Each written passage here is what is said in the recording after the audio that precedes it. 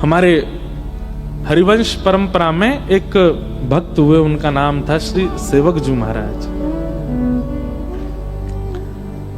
आपका पूर्व नाम श्री दामोदर दास। बहुत सावधानी से सुनिएगा। इनके लिए ठाकुर जी तड़पे। तड़पे शब्द थोड़ा विचित्र सा लगता है, लेकिन व्याकुल हुए ऐसा कह दूं तो। दामोदर दास जी का चरित्र तो बहुत सुंदर है। जबलपुर के पास एक गांव में रहते थे। तो एक बार जैसी चर्चा अभी हम सुन रहे हैं ना गांधी धाम में, ऐसी ही चर्चा एक वटवृक्ष के नीचे 4-5 संत बैठ करके कर रहे थे, ठाकुर जी की अंतरंग लीलाओं की चर्चा। और वहीं जाकर के ये दामोदर दास जी बैठ करके सुनने लगे। तो सुनते सुनते इनके मन में आया, इतने सुंदर भाव, प्रेम की इस प्रकार के भाव आप लोग कहां से सुन करके आए हैं? नहीं तो ठाकुर जी को तो ब्रह्म ही दिखाया गया, ठाकुर जी को तो परब्रह्म ही दिखाया गया, ठाकुर जी को तो शंख चक्र गदा पद्मधारी, धनुर्धारी, रथ चलाने वाले, महाभारत युद्ध जिताने वाले ही दिखाए गए। परंतु इतने प्रेमी श्री ठाकुर जी आप बता रहे हो, ये कहां से सुन के आए हो? तो उन संतों ने कहा, बोले वृंदावन में श्री हित चंद्रजू, श्री हित हरिवंश महाप्रभु, उनके भाव सुनकर के हमारे अंदर ये प्रेम भाव जगा। तो सेवक जी महाराज, उनका पूर्व नाम दामोदर दास, उनके मन में आया कि मैं वृंदावन जाऊं और श्री हितरवंश महाप्रभु से दीक्षा ले लूं। लेकिन वही है, कल करे सो आज कर, आज करे सो अब। ये बात होनी चाहिए, पर दामोदर दास जी ने सोचा कुछ दिन में योजना बनेगी तो वृंदावन जाऊंगा। वो सोचते ही थे रोज कि मैं जाऊंगा जाकर के महाप्रभु श्री हितरवंश जी से दीक्षा लूंगा। लेकिन एक दिन वही संत दोबारा आए और वृक्ष के नीचे बैठ के प्रेम चर्चा कर रहे थे। तो दामोदर दास जी जाके, भगवान मैं तो वृंदावन जाने के लिए तब से बेचैन हूं जब से आपसे सुना है, और मैं सोच रहा हूं कि अब मैं बस चला ही जाऊं कल सवेरे ही, और जाकर के श्री हितरवंश महाप्रभु जी से दीक्षा ग्रहण करूं। तो उन संतों ने कहा, भैया अब तो देर हो गई, महाप्रभु जी तो अपनी लीला में प्रवेश कर गए। हितरवंश महाप्रभु तो अपनी लीला करके श्री ठाकुर जी के निकुंज में प्रवेश कर गए। ये बात सुनकर के उस दामोदर दास बालक को इतनी पीड़ा हुई, रात भर विरह में पड़े रहे। 3 दिन व्यतीत हो गए, कुछ खाया नहीं पिया नहीं, रोते जा रहे हैं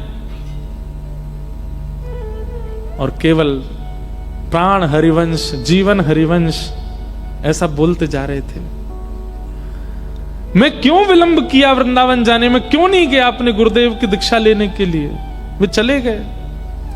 इतनी पीड़ा में आप आ गए कि 3 दिन बाद आपको अचानक से सुगंधी आने लगी, और जैसे ही आपने नेत्र खोल करके अपनी कुटिया से बाहर देखा तो श्री यमुना जी बह रही हैं, सुंदर कुंज, सघन कुंज दिखाई दे रही है, राधे कृष्ण युगल मंत्र नाम की ध्वनि सुनाई दे रही है।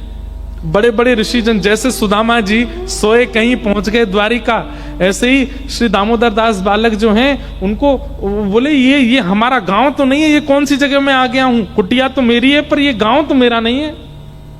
तभी आपने देखा अद्भुत छवि छटा लेकर के श्री हितरवंश महाप्रभु पधारे और उन्होंने कहा, हम हैं तो निकुंज में, लेकिन तुम्हारी निष्ठा से निकुंज से निकल करके आए तुमको दीक्षा देने के लिए, बैठो तुमको दीक्षा देंगे। और उन्होंने तुरंत उनको दीक्षा प्रदान की, जिन्होंने श्री राधा वल्लभ लाल जी को प्रकट किया। आतुर हित हरिवंश पुकारो राधा राधा नाम, सघन कुंज यमुना तट आयो श्री राधा वल्लभ लाल।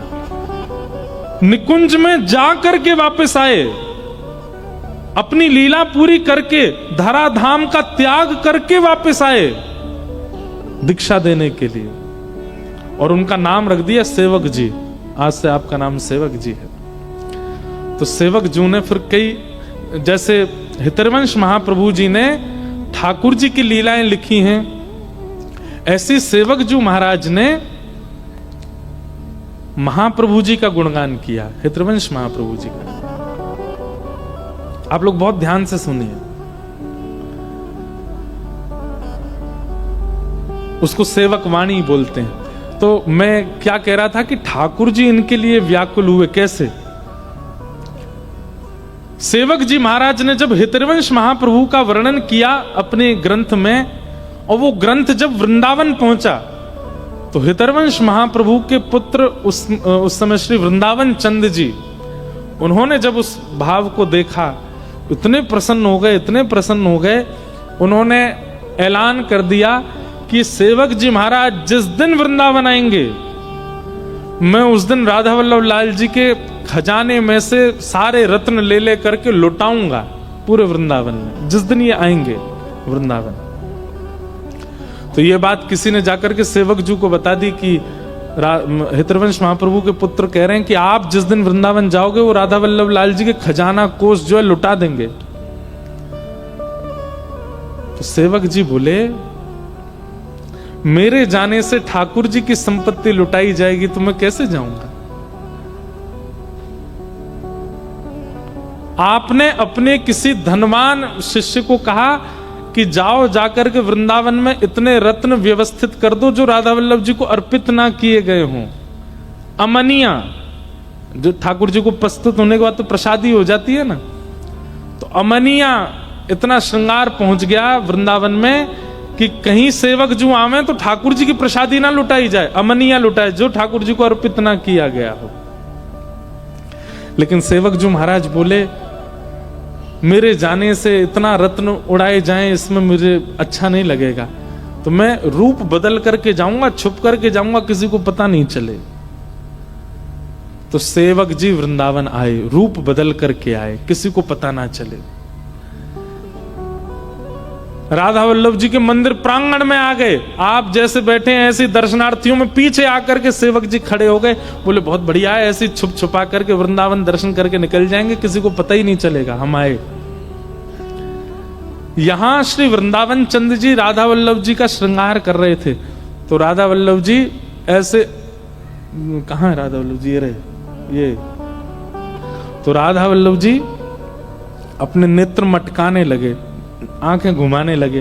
तो श्री वंचन जी बोले, जय जय, कहा भयो, आपके नेत्र कैसे मचल रहे हैं? तो ठाकुर जी ऐसे इशारा करने लगे,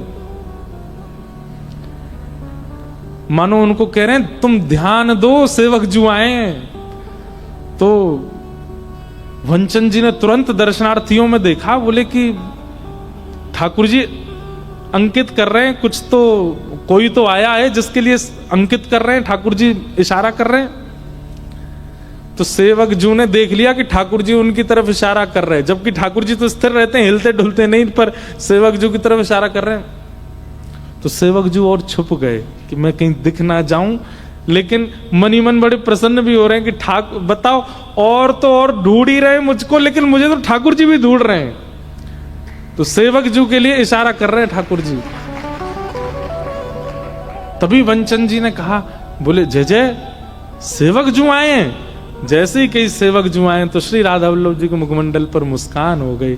तुरंत वंचन जी बाहर आए, बोले मैं सबके हाथ जोड़ूं भैया, यहाँ सेवक जी महाराज रूप बदल करके खड़े, मेरी प्रार्थना है, जिनके लिए हमारे पिताजी नित्य निकुंज से प्रकट होकर के दीक्षा देने के लिए आए, ऐसे सेवक जी आप सन्मुख आओ, ठाकुर जी आपकी ओर इशारों कर रहे हैं, मैं ढूंढ नहीं पा रहा हूं, आप सामने आओ। तब रोते विलखते श्री सेवक जी आए, बोले कि मैं तो चाह रहा था कि मेरे आने से आप रत्न लुटाओगे, इसलिए मैं छुपा रहूं, कहीं आप ये घोषणा अपनी पूरी ना करो। ठाकुर जी के निज सेवा के रत्न लुटाने नहीं चाहिए। वृंदावन चंजू ने उनको प्रणाम किया, हृदय से लगाया और कहा, ठाकुर जी को अर्पित जो रत्न है वो नहीं लुटाऊंगा, अमनिया लुटाऊंगा, जो रत्न अभी तक चढ़े नहीं ठाकुर जी को, और उन रत्नों को लेकर के अटारी पर चढ़ करके लुटाया पूरे वृंदावन में। क्यों? सेवक जो वृंदावन पधारे। तो हम राधा रमन जी जाते हैं, ठाकुर जी यूं ही खड़े रहे, देखें भी ना हमारी ओर, और सेवक जू के लिए तो इशारा करते हैं ठाकुर जी। सदन कसाई पहली बार जगन्नाथपुरी दर्शन करने के लिए गया, जगन्नाथ भगवान ने रथ भेजा है, पालकी भेजी है, जाओ लेकर के आओ उनको। माधवदास जी महाराज जगन्नाथपुरी आकर के अनशन पर बैठ गए, 3 दिन तक अन्न नहीं पाया। ठाकुर जी ने अपना निज थाल प्रसाद भेजा, जाओ जाकर के माधवदास को पवा के आओ, भूखा बैठा है। खीर चोरा गोपीनाथ, उड़ीसा में जाओगे तो वहां एक खीर चोरा गोपीनाथ हैं, उनको खीर का भोग लगता है। तो दर्शनार्थियों में माधवदास जी खड़े थे। तो रात्रि में शयन के समय 11 सको मिट्टी के बर्तनों में खीर का भोग पधराया जाता ठाकुर जी को, और फिर भोग लगने के बाद जितने दर्शनार्थी होते हैं सब में बांटा जाता है। तो माधवदास जी एक वृंदावन के भक्त थे, जगन्नाथपुरी जा रहे थे, बीच में पड़े खीर चोरा गोपीनाथ। उनका पहले नाम गोपीनाथ ही था, खीर चोरा नहीं था, खीर चोरा बाद में पड़ा। तो माधवदास जी पीछे खड़े थे।